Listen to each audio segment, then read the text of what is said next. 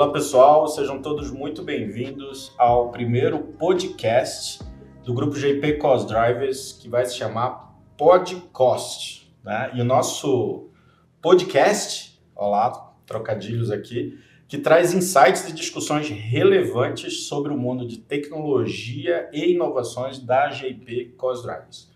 E nesse nosso primeiro encontro, nós vamos abordar um tema muito em voga na mídia atual, onde a gente vai falar dos impactos da enchente no Rio Grande do Sul, na perspectiva da economia e compras corporativas. Bom, deixa eu me apresentar, meu nome é Gessé Guimarães, eu sou o Head de Alianças Estratégicas e Academia da GP Cost Drivers, e hoje vou ter a honra de receber aqui com a gente nossa queridíssima Tânia Gofredo, economista-chefe da GP Cost Drive. Bem-vindo, Tânia, obrigado. Imagina, obrigada a você. Um prazer, viu? Ótimo. Temos aqui também nosso Gabriel Aleixo, Solution Design, que é a área responsável por entender a realidade dos negócios dos nossos clientes e fazer a melhor solução e proposta de solução das tecnologias GP Cost Drive. Obrigado também, Gabriel. Bem-vindo. Obrigado a vocês. É um prazer enorme estar aqui com vocês hoje. E, não por último, mas não menos importante, Isadora Araújo, nossa economista também focada e especialista na parte de agropecuária, onde também nós vamos abordar o tema aqui. E aí eu já queria começar aqui fazendo uma provocação, e aí eu já vou escolher você, Isa, para falar para a gente. Quais são os principais impactos que a gente está vendo nesse cenário enchente, pós-enchente, nas safras agrícolas do Rio Grande do Sul, considerando o Rio Grande do Sul um estado de relevância para a nossa federação como um dos principais pilares do agro? Bom, primeiramente, olá a todas e a todos que nos acompanham. É um prazer estar aqui, né, nesse podcast, que eu tenho certeza que vai trazer muito conteúdo de qualidade para o nosso público. E a gente começa com esse assunto delicado, né, mas a gente tem uma avaliação bastante rica em relação a esses impactos das enchentes sobre as safras agrícolas. A nossa avaliação, ela parte da análise, né, das safras que já foram colhidas esse ano e as safras que ainda vão ser plantadas e colhidas esse ano. Então, essa diferença é bastante importante ter em mente para entender quais vão ser os impactos que a gente vai ver em 2024 e em 2025. As safras que já foram colhidas esse ano e que tem grande participação do Rio Grande do Sul na produção é a safra de soja, né, a safra de arroz. Então aí são duas commodities que ficou bastante aí a dúvida se as enchentes provocariam algum impacto na oferta esse ano e consequentemente nos preços, mas já foram safras que foram já colhidas esse ano, né? Então, em relação à disponibilidade interna, a gente não vê nenhum risco, mas o arroz, recentemente, já se viu aí algumas manipulações de preço por parte dos produtores, então gerou bastante preocupação no governo em relação a isso, tanto que o governo entrou com uma medida provisória para importar arroz e ter uma espécie de trava em relação a ataques especulativos para o preço dessa commodity. Com a safra, né, já foi colhida, então o principal impacto que a gente vê é no plantio desse ano, né, se o estado vai estar em condições de plantar a safra 24-25 e se haverá algum atraso e, consequentemente, um período de colheita desfavorável para essa commodity, então, portanto, o impacto mais esperado para o ano que vem. Agora, as culturas de inverno é uma situação mais complicada ainda, porque o Rio Grande do Sul tem muita relevância na produção das culturas de inverno, e aí a gente fala trigo, canola, triticale, cevada, aveia, né? O Rio Grande do Sul corresponde a mais de 50% dessa safra, e é uma safra que geralmente é plantada no outono, justamente quando, né, começou a ocorrência das enchentes, e colhida ainda esse ano. Então, a gente avalia que existe um grande risco aí da safra inverno não ser plantada nas condições mais favoráveis e, consequentemente, colhida também numa condição favorável e, então, tendo impacto para preço, né? Em relação às safras, é mais ou menos por aí que a gente enxerga os riscos e a nossa avaliação. E aí, Isa, só apontando uma coisa que você falou, que o governo editou uma medida provisória, mas nada nos blinda de um cenário especulativo. Exatamente. Tanto que, pelas apurações que a Conab fez de preço, Em maio já se viu elevação, mesmo com disponibilidade, né, mesmo com praticamente toda a área colhida ali de arroz no Rio Grande do Sul, mas isso assustou o governo, né, essas elevações que começaram a se notar de uma semana para outra, então editou a medida provisória como uma forma de esterilizar esses aumentos inesperados. Legal.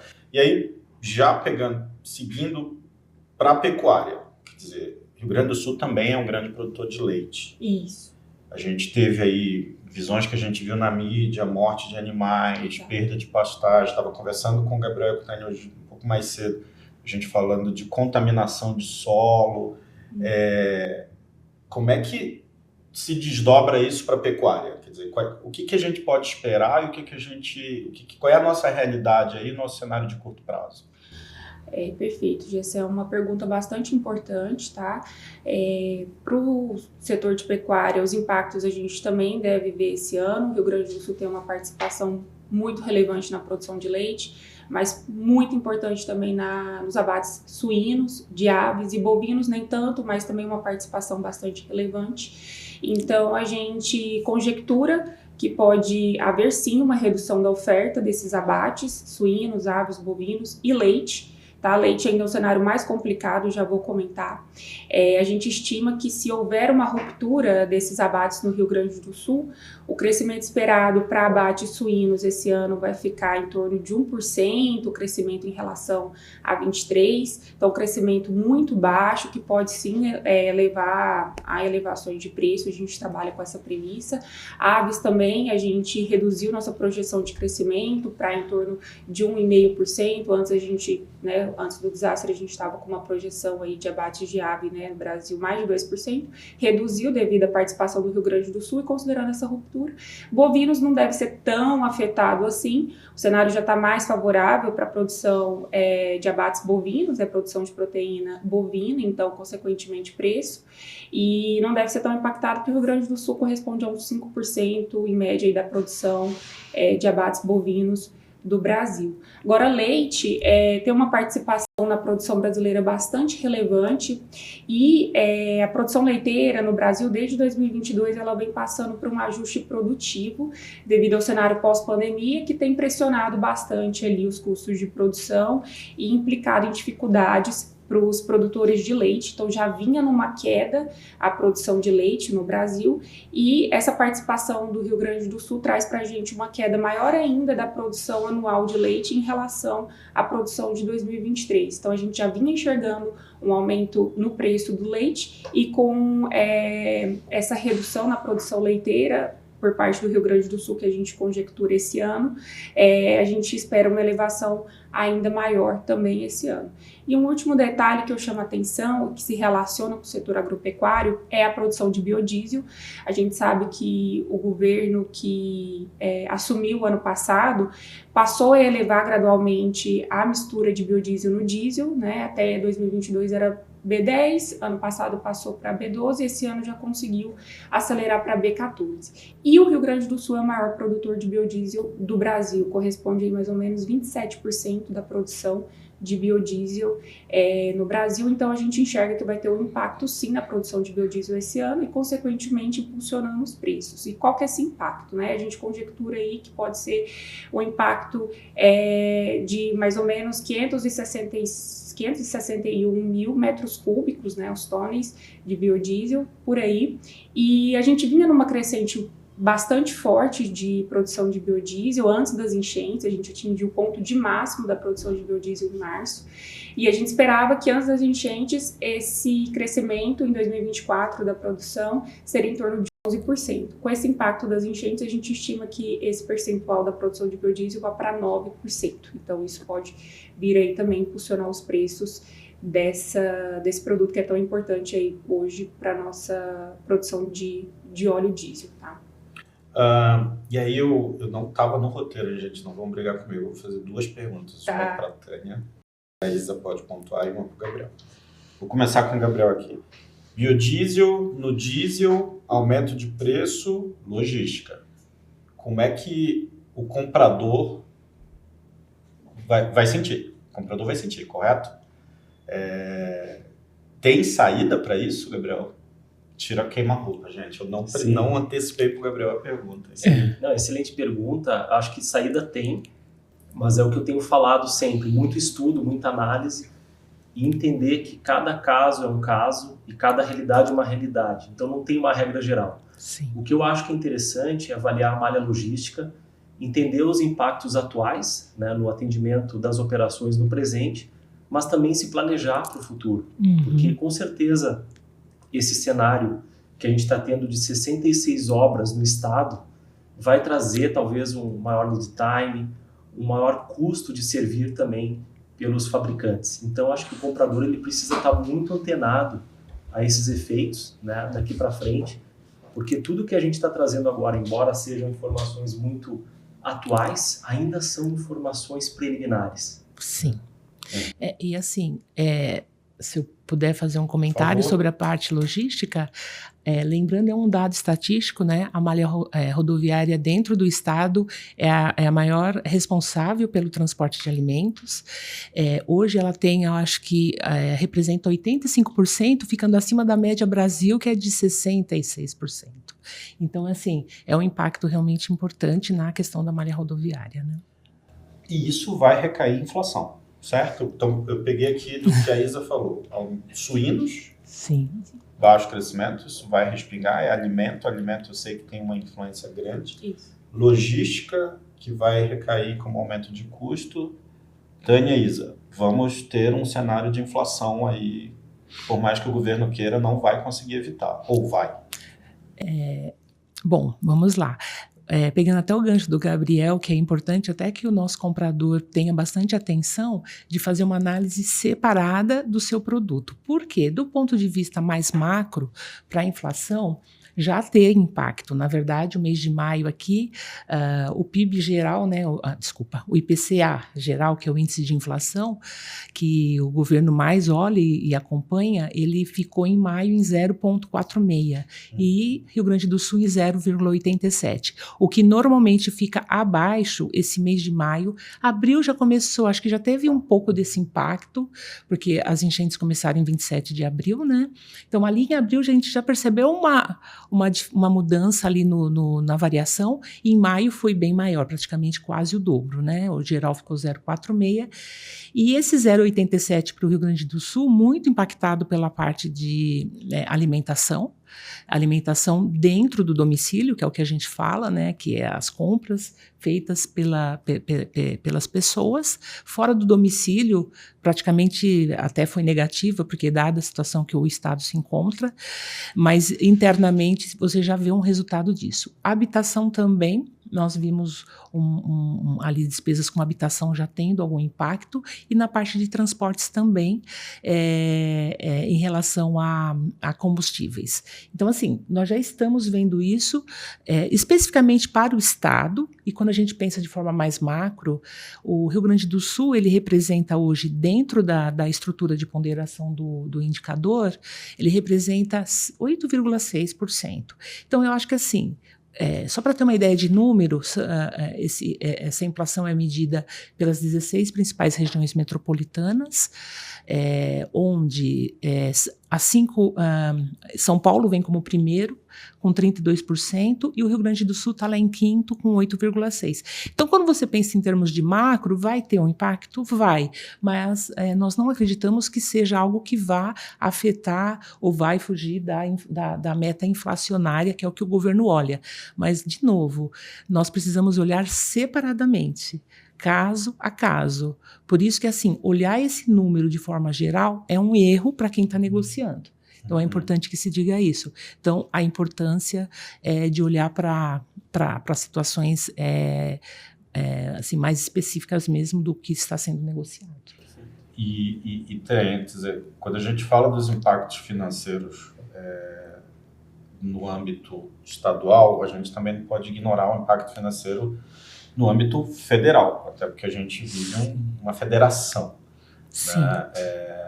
E como é que isso, expandindo um pouco a tua explicação, que já está excelente, quer dizer, que mais eu posso esperar no âmbito federal nesse cenário que vem, que o Rio Grande do Sul pós enchentes vai reverberar para o resto do país? Perfeito. Até antes, já respondendo a sua pergunta, mas pegando indo o gancho da parte de logística e de infra, nós vimos, também temos acompanhado com fontes oficiais, que você teve uma redução de 28% da movimentação logística no estado, agora no mês de maio. O que normalmente o comércio, né, os impactos financeiros do ponto de vista de comércio, geralmente gera algo em 23, gerou algo em torno de 200 bilhões. Esse mês de maio, isso já tem uma queda aí, já teve uma perda aí na ordem de 3 bilhões. Então, era mais para fechar. Do ponto de vista da federação, quando a gente pensa em termos de crescimento de PIB, por exemplo, o estado do Rio Grande do Sul, ele representa também algo em torno de 8% sobre esse PIB, né? Então, a gente está trabalhando com um cenário de uma redução de crescimento econômico para o país, né? Logo, você pode vir a ter, mas aí nós não estamos trabalhando com um cenário de uma redução tão importante na questão da geração de tributos, né? De receita via tributos, né?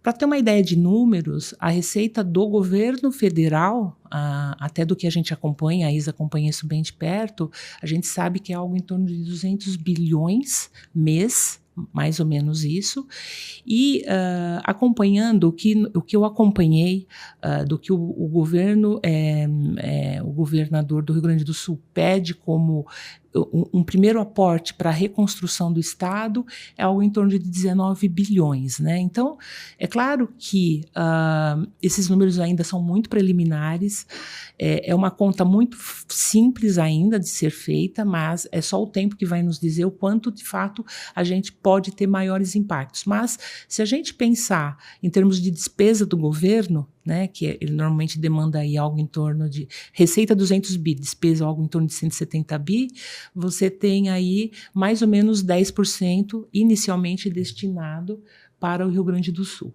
né? Então, assim, como economista, né, que a gente vem até pegando um pouco do gancho aqui, as últimas 2 semanas o Brasil a taxa cambial brasileira está começando a sofrer alguns impactos, né, de volatilidade, o que vinha um cenário bem tranquilo. E por que eu estou dizendo isso?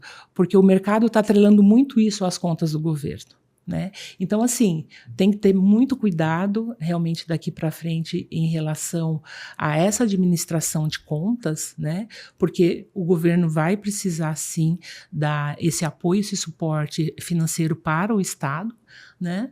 E ficar bastante atento, né? Nós, como economistas, estamos bastante atentos o quanto isso pode refletir também na despesa total do governo e quanto isso também... O mercado não fala disso ainda, sobre a questão do impacto do Rio Grande do Sul para isso. O mercado está falando já de coisas que vêm sendo somadas nesses últimos 12 meses. O histórico, né? Mas aqui, como nós estamos num podcast para esclarecer todas as possibilidades, eu estou levantando aqui uma luz amarela para isso, né? Excelente explicação. Agora vamos falar dos nossos amigos compradores com Gabriel. Gabriel, que hoje é o nosso solution design, mas tem um histórico de muito tempo em compras. Isa falou, Tânia complementou de todas essas variáveis econômicas, macro e micro, ambiente estadual, ambiente federal. Como é que uma equipe de compra pode se estruturar e se organizar para tentar mitigar todas essas variáveis que vão, quer dizer, isso tudo, toda essa variável econômica, ela se desdobra em custos diretos, indiretos, custos ocultos, quer dizer, como é que eu penso, como é que eu mitigo, como é que eu posso, numa discussão muito rápida, pensar em como reduzir o impacto de toda essa variável econômica na esfera local, nacional e potencialmente até internacional, como negociador, como comprador, Gabriel? Perfeito. Acho que o primeiro ponto é pesquisa e uma análise sempre a partir de fatos e dados de fontes confiáveis. Esse é o primeiro ponto. E depois também não cair no erro, né, de uma definição genérica, né? Eu acho que a gente vai ter categorias ali como de alimentos, logística, que terão, obviamente, impactos positivos, muito elevados, né, na inflação, mas será que na parte de serviços, né, principalmente ali alguns serviços especializados, a gente não pode ter uma oferta maior e isso fazer com que os preços de serviços despenquem? E também tem outro ponto importante, que é olhar para eventuais estoques excessivos pela queda na demanda, que também podem ajudar a reduzir os preços. Então, acho que, pelo meu histórico, acho que analisar a categoria, a Cost Drivers é uma excelente solução nesse ponto, né? A gente vê ali naquele dashboard estratégico de contratos que a gente consegue ter uma visão bem granular dos movimentos de mercado, comparar com a inflação interna e também antecipar quedas de preços e também eventuais riscos de aumentos no nível bem detalhado. Então, não deixem também de, através da Cost Drivers, buscar essa informação atual, que eu acho que vai ajudar demais aí os times de compras. Dados, vamos atrás de dados. Né? Exatamente. Isa, não estava no roteiro, gente, a Isa vai bater em mim. Quem substitui o Rio Grande do Sul, quando eu falo de agro, no sentido de, uma vez que eles vão estar estocados por aquilo que eles produzem, algum estado da federação conseguiria ser um compensador, até como uma estratégia, e aí eu estou especulando, né? Até para uma estratégia do governo de tentar minimizar potenciais impactos na inflação? Quer dizer, você vê isso ou você entende que as características, clima, solo, enfim, não são substituíveis? Não quero te transformar numa agrônoma, mas pensando como um economista. Bom, acho que quando a gente pensa em soja, a gente vê uma oferta bastante avantajada de outros estados que podem agir compensando essa falta do Rio Grande do Sul. Então, atualmente a gente tem, para essa safra esperada, que o Rio Grande do Sul fique em terceiro lugar ali na produção de soja, e nem sempre ele está posicionado né, nesse patamar. Então, no ano passado ficou em quinto lugar, por exemplo, né? Então não é uma dependência tão fixa, tão rígida. Já para o arroz é mais complicado, né? Tanto que o governo decidiu importar antes mesmo de procurar soluções internas, porque o Rio Grande do Sul corresponde a mais de 70% da produção de arroz, e esse percentual, esse posicionamento sempre... Safra e inverno também é a mesma coisa, né? Então ali é muito propício para poder plantar essas culturas, né? Trigo, cevada, é um percentual muito forte que o estado tem na participação da produção disso. Então é difícil você achar ou articular ações compensatórias desse tipo de produto internamente, aí precisando, tanto que trigo a gente importa, né? Cerca de 40% aí da Argentina a gente importa, então já fica mais complicado quando a gente trata dessas culturas. Agora, soja, que tem uma participação bastante relevante, não tanto, né? E arroz e safra inverno é mais complicado. As proteínas animais, eu acho que também dá para a gente desenvolver estratégias internas para poder compensar essa falta. E, enfim, biodiesel eu também já acho mais complicado, porque ali a gente tem as instalações, né, das usinas e toda a tancagem programada.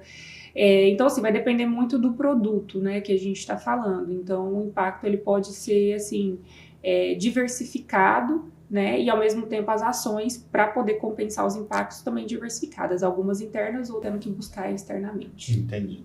E Tânia, imaginando que o governo conseguisse fazer alguns movimentos que a Isa mencionou, a gente viu que tem algumas coisas que são realmente desafiadoras, a safra de inverno, o arroz, enfim, o biodiesel. Mas imaginando que minimamente a gente consiga fazer esses ajustes compensatórios em outros estados. O reflexo vai ser sentido numa inflação, ou a gente só vai perceber isso num horizonte já de médio prazo, aí eu vou chamar médio prazo ano que vem, por exemplo.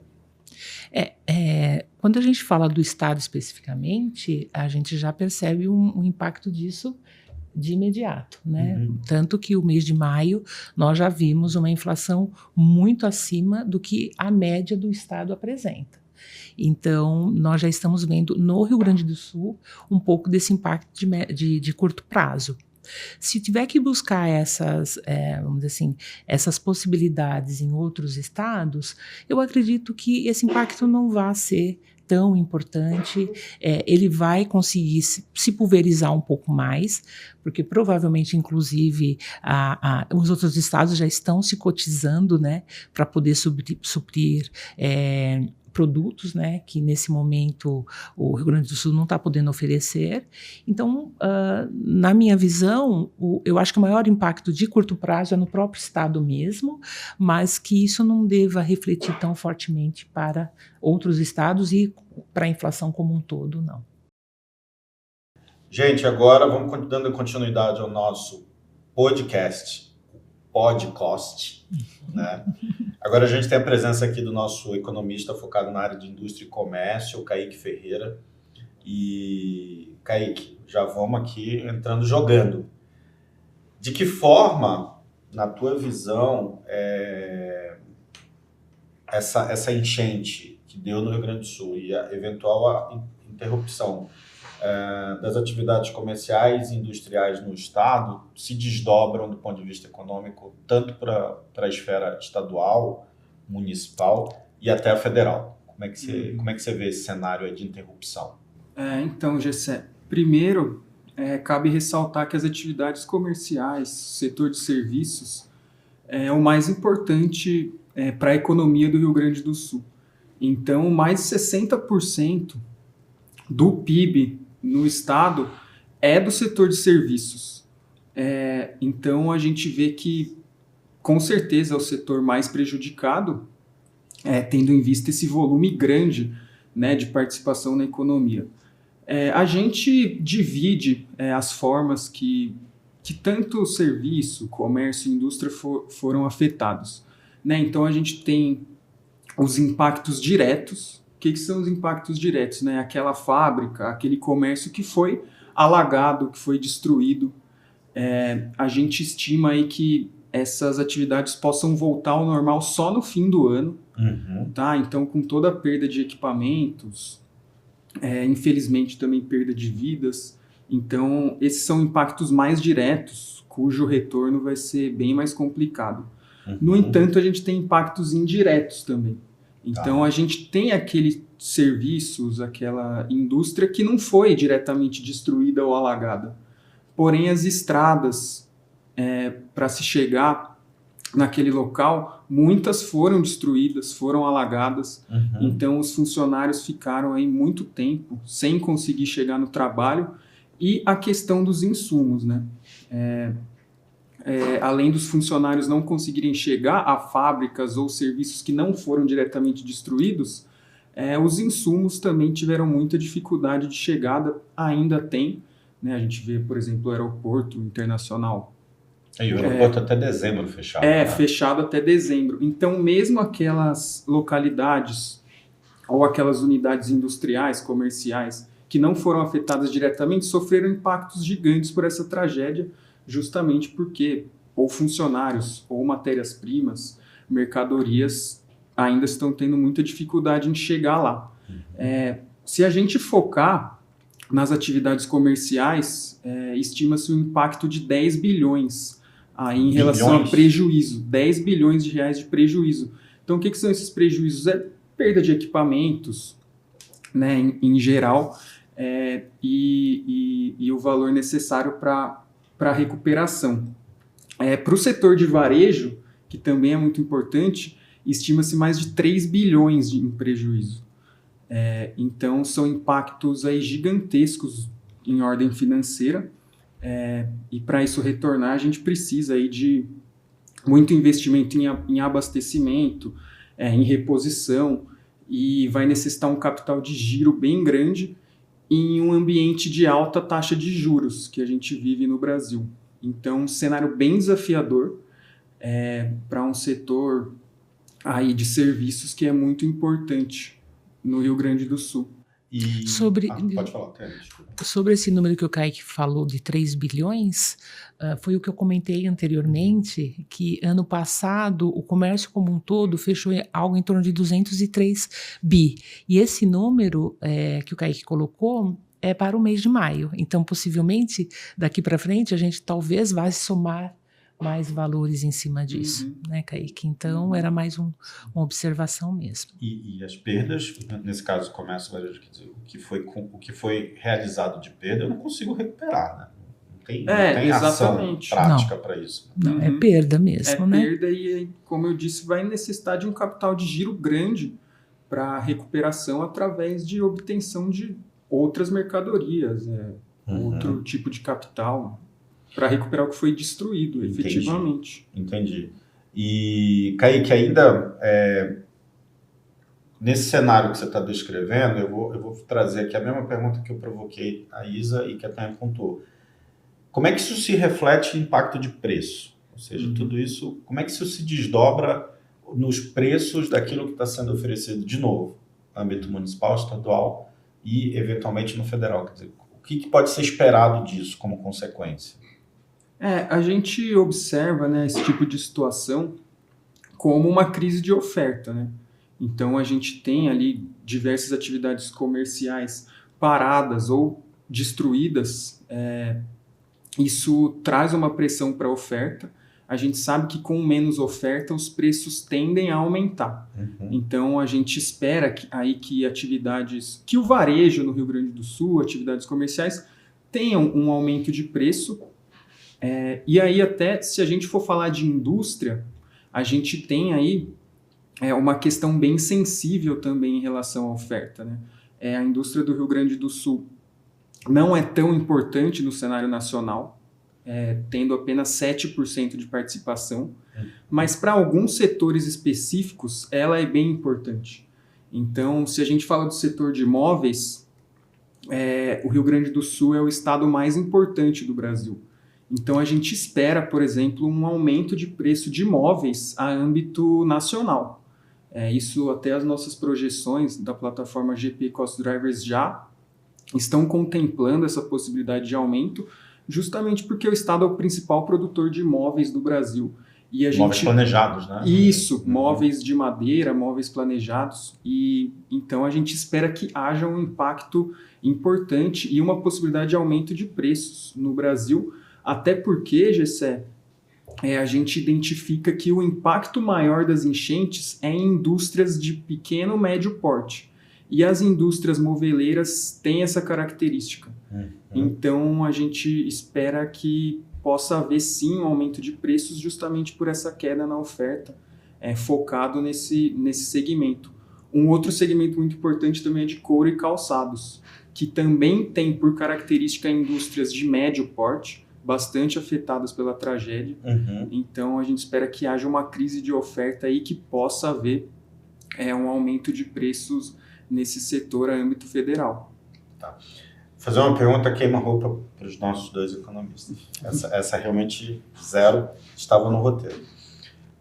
Me veio uma questão seguinte, você falou da indústria de imóveis planejados, que tem uma correlação direta com a indústria da construção civil. À medida em que eu estou tentando fazer com que ela retome, esse é um esforço que a gente percebe do governo federal, quando eu esbarro num elemento importante de impacto direto para a construção civil, como é que isso se desdobra? Quer dizer, qual é o desafio que agora o governo vai ter que balancear, uma vez que ele está tentando incentivar a retomada da indústria da construção civil, mas a indústria do móvel planejado acaba, pelo que o Kaique respondeu, quer dizer, ela está impactada, visível. Então, como é que isso é possível de equilibrar? Qual é a tua visão nisso? Tipo, isso é um grande abacaxi que o governo terá que equacionar aí. Muito boa pergunta, Gessé.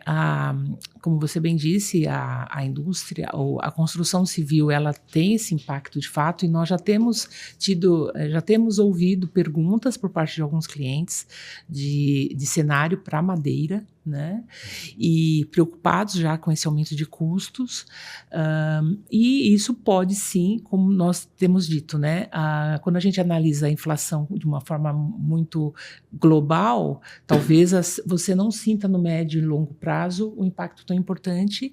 Porém, quando você vai no detalhe, a indústria de construção pode sim sofrer, até porque o Brasil não só a indústria de construção civil, mas também na balança comercial de madeira, porque o Brasil é um importante exportador de madeira. Então, você tem sim, possivelmente a gente está analisando esses impactos, mas a gente já considera uma possível pressão de preços sobre esses móveis em função da importância do Rio Grande do Sul na madeira, nessa indústria de madeira, né, e planejados. Kaique, em cima dessa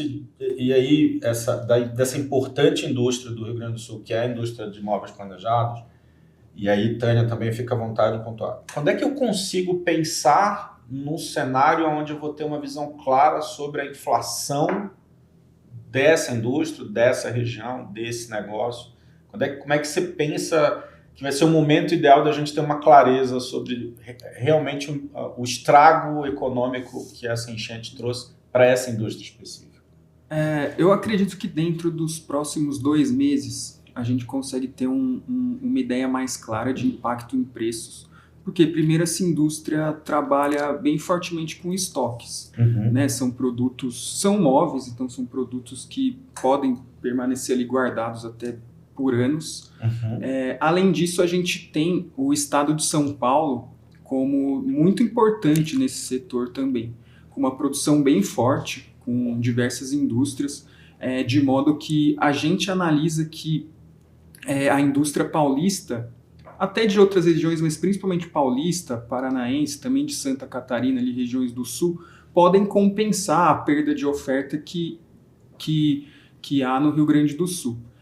Então, a gente espera que sim, possa haver impacto nos preços, como eu disse, mas a gente não observa um cenário de possibilidade de caos, de aumento de preços substancial. Por quê? A gente tem outras regiões muito importantes que podem compensar essa queda de produção no sul, e tem a questão dos estoques que já foram formados anteriormente a essa tragédia, e para algumas indústrias que não foram diretamente afetadas, né, com as enchentes, esses estoques ainda estão lá e podem ser comercializados. Legal. Tânia, você entende então que é muito paralelo à pergunta que eu fiz para a Isa ainda agora, pegando o gancho do que foi dito aqui.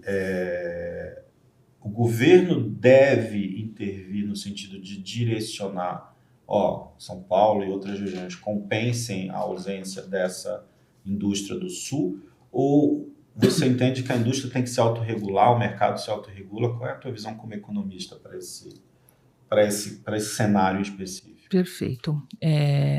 Não, eu acredito que o mercado se autorregule, né? Como disse o Kaique, ele explorou bem essa questão de São Paulo ter uma parcela importante também nessa indústria, já que a gente está falando de algo tão específico. Não acredito que o governo entre nesse cenário, não intervenha, assim como ele fez com o arroz, né? O arroz é realmente uma matéria-prima, assim, é um produto tipicamente gaúcho, né, 70% da produção nacional. Então, como você tem outros mercados um pouco mais pulverizados, eu acredito que dificilmente o governo vai intervir, a menos que haja algo que fuja completamente ao controle, mas dificilmente o governo vai intervir assim, diante dessa situação. Entendi. Bom, não sei se bom, se ruim. Agora, Gabriel, estamos falando de indústria, estamos falando de um segmento específico, mas você até mencionou, quer dizer, as exportações ficam comprometidas, você tem consequências aí que a área de compras precisa lidar. Como é que fica isso? Qual é esse cenário que você está vendo para o comprador? Quais os desafios que ele deve pensar e considerar? Qual é o espaço de manobra que você consegue vislumbrar aí? De novo, não é receita de bolo, né? A ideia é que a gente trocar em cima desse cenário econômico, entender como que isso se desdobra para o comprador. Né? Sim. Eu vejo assim, acho que uma premissa é que a gente pode ver uma perda de competitividade das exportações gaúchas, né, diante das cadeias globais de valor. E como que isso pode acontecer? Através de um aumento dos tempos de transporte. Então, por exemplo, uma carga que levava 17 dias de Rio Grande para a China, pode ser que essa carga agora leve 34 dias, em função desses impactos logísticos no estado. Então, pensando agora um pouco mais ali no comprador internacional, né, no comprador que está lá na China, ou lá nos Emirados Árabes e está comprando do Brasil, ele vai ter um desafio. Né? E o Brasil, se não tiver realmente esse apoio que a Tânia vem comentando, o Kaique, a Isa, em melhorar as condições do Estado, acho que o Brasil como um todo vai perder, né, com relação à questão aí de fluxo de divisas. E aí sim, acho que é um prejuízo para o Brasil, não apenas para o Rio Grande do Sul.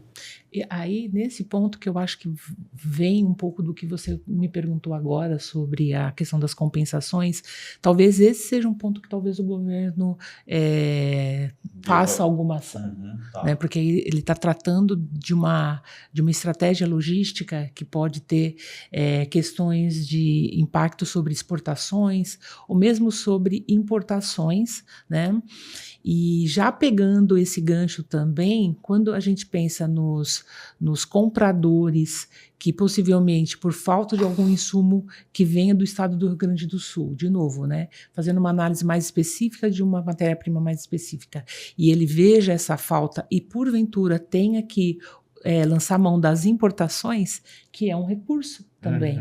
Né? Então, numa situação como essa, as empresas podem lançar mão de importar produtos para poder suprir a sua necessidade. Aí eu levanto um ponto importante.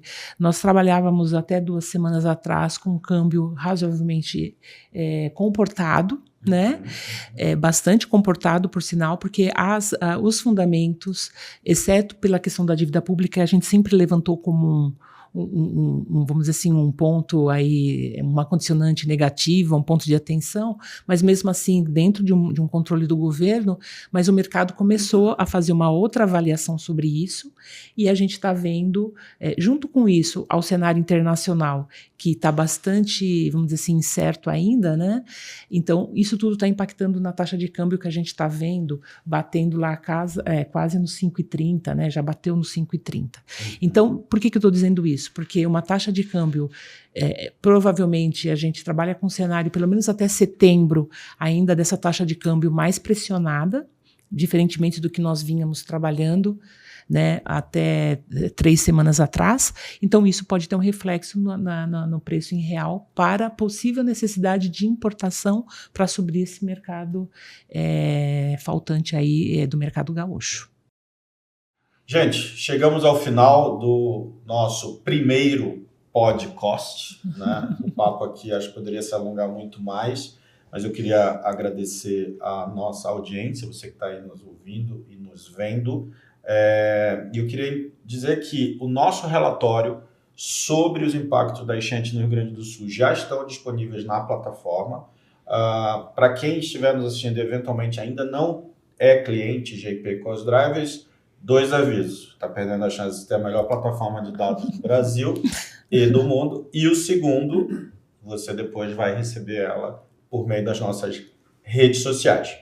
Queria convidar vocês também no dia 4 de julho, aqui no Embrasc, que nós vamos ter um encontro onde nós vamos falar especificamente sobre a categoria de construção civil e infraestrutura, junto com Tânia, Kaique, o nosso time de economistas, onde a gente faz sempre uma abordagem de cenários presentes e perspectivas futuras, com uma apresentação do nosso time de experts em compras, Gabriel, Luciano, Jimmy, que vão também mostrar um pouco dessa interface das variáveis econômicas e os seus impactos na categoria. Novamente, queria agradecer Tânia, queria agradecer Kaique e Gabriel, e aí vamos dar espaço para esse minutinho de fala. Vou começar pelas damas, né? Tânia. Bom, pessoal, muito obrigada, muito bom esse bate-papo, porque quando a gente senta numa mesa, assim, várias reflexões aparecem, né, e fica muito mais fácil para a gente entender tudo o que está acontecendo. Bom, para os nossos clientes ou para o público em geral, as nossas análises estão disponíveis na nossa plataforma. Eu acho que esse é um momento de bastante cautela, bastante cuidado. Como disse o Gabriel, o dado, a certeza da informação prestem bastante atenção, porque num momento como esse é muito comum que venham notícias, muitas vezes sem uma fundamentação teórica ou uma fundamentação real. Então, nos procure, qualquer dúvida, estamos lá à disposição de vocês para ajudá-los nas análises. Muito obrigado, Tânia. Kaique, suas considerações finais aí. Obrigado pela presença e até breve. Sim, até breve. Muito obrigado, Gessé, Tânia, Gabriel. Queria até complementar o que a Tânia falou, né, para os nossos clientes ficarem bastante atentos às diferenças setoriais que a gente pode observar em relação a preço, né? Então, a gente não trabalha com aumentos de preços gerais, mas para setores específicos, a gente pode ver, sim, aumentos de preços aí agora, nos próximos meses. Então, eu aqui, como foquei em indústria, gostaria de ressaltar de novo o setor moveleiro, o setor de couro e calçados, onde a gente pode ver um aumento. Agora, outros setores, onde há uma participação do Rio Grande do Sul, a gente não vê essa possibilidade. Por exemplo, máquinas e equipamentos, petroquímicos, automóveis, metais. Há uma indústria considerável no Rio Grande do Sul, porém a gente identifica que outras regiões do Brasil são mais importantes e podem compensar os efeitos dessa tragédia. Então, perfeito. A gente sempre fica atento a essas diferenças de importância e de possibilidade de aumentos aí entre os diferentes setores. Muito obrigado pela participação. Só para fechar, acho que agora é o momento do comprador entender muito como que esses choques de oferta irão afetar as categorias e também eu acho que os compradores precisam entrar em contato com os fornecedores para buscar a construção de caminhos alternativos que vão diminuir, sem dúvida alguma, qualquer tipo de impacto daqui para frente. Gente, agora, conforme prometido, Isa vai fazer as suas considerações finais. Isadora, eu queria agradecer pela sua presença desse primeiro podcast, né? E a Isa vai voltar várias vezes, o Gabriel, todo mundo vai ver, todo mundo aqui. Isa, suas considerações finais aí. Bom, primeiramente queria agradecer, né, estar aqui com vocês. É um prazer enorme, é um ganho de conhecimento compartilhado, né? A gente vai ouvindo outros pontos de vista, e é uma pena que seja para abordar um assunto tão delicado, mas que acho que a gente trabalha muito e de forma bastante cautelosa para dar os direcionamentos corretos, né, e econômicos para preços, né, e sempre abordando os determinantes de preços que perpassa pela análise das safras, no caso agropecuário, né, produção de proteína animal, que aí a gente tem o indicador de abates, que foi o que a gente comentou. Então, é todo um mapeamento muito cuidadoso que a gente tem com situações como essa, que provocam choques econômicos, né, que é o que a gente chama de situações assim, mas a nossa expectativa e o nosso desejo é que tudo se restabeleça o mais rápido possível. A gente sabe que vai ser um trabalho aí de médio e longo prazo, né, para o Estado, tem uma relevância muito importante, mas esse pacto social que se configurou aí em prol do Rio Grande do Sul está sendo fundamental para o Estado se reerguer de forma gradual, de forma correta. Então, vamos juntos aí nessa situação. Obrigado, Isa. Queria me despedir e falar agora com a nossa audiência. Obrigado por esse tempo. Então, vocês tiveram a oportunidade de ver um pouco sobre os impactos da enchente no Rio Grande do Sul, onde a gente abordou as questões da categoria de agropecuária, falamos um pouco de indústria e comércio, de desdobramentos do ponto de vista de uma economia mais conjuntural que a Tânia nos trouxe, e como isso acaba impactando na área de compras e para o comprador direto. E um diferencial, esses encontros vão acontecer com mais frequências, e esse é o diferencial da Cosdrivers, além de ser uma plataforma de tecnologia, ela traz uma análise riquíssima da nossa equipe de economistas que alimentam você, usuário e cliente Cosdriver, com esses insights dentro da plataforma. Tenha a oportunidade de explorar, deixando claro que o nosso time de economistas e experts em compras está à disposição para ajudá-los no que for preciso. Obrigado mais uma vez e até breve.